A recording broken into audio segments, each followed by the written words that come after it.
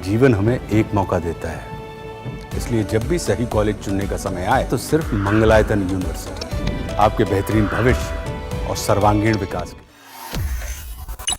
उधर रूस के राष्ट्रपति व्लादिमीर पुतिन ने कहा कि दुनिया तीसरे विश्व युद्ध की ओर बढ़ रही है। यह स्थिति उन्हें चिंता में भी डाल रही है।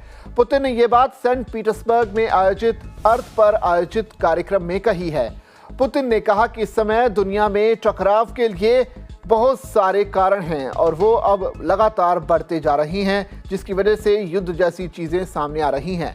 उन्होंने कहा कि रूस इस समय यूक्रेन से लड़ रहा है और इजराइल ईरान में टकराव चल रहा है। ईरान में जिस तरह से परमाणु ठिकानों पर हमले हो रहे हैं वो चिंता में डाल रही हैं।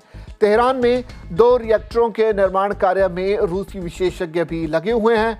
रूसी राष्ट्रपति ने कहा कि जिस तरह से टकराव के कारण बढ़ रहे हैं वो परेशान करने वाले हैं। ये सब हमारी नाक के ठीक नीचे हो रहा है, जिससे हम सभी प्रभावित हो रही हैं। इसलिए हमें इस स्थिति से बचने की जरूरत है, सावधान होने की जरूरत है कि स्थितियां और भी ना बिगड़े। समय रहते समस्याओं का निदान ढूंढने की भी जरूरत है, जिससे ये ऐसी स्थिति में ना पहुंचे जिससे स्थिति विस्फोटक हो जाए और फिर किसी से भी ना संभले। पुतिन ने कहा कि ईरान और इजराइल के बीच टकराव खत्म करने के लिए वो मध्यस्थता करने के लिए भी तैयार हैं। दोनों ही देश रूस के मित्र हैं, उनमें टकराव नहीं होना चाहिए। ईरान इजराइल युद्ध के बीच अफगानिस्तान ने भी खाद्य आपूर्ति के लिए रूस से मदद मांगी है। अफगानिस्तान ने ईरान से आपूर्ति में व्यवधान को लेकर चिंता जताई है।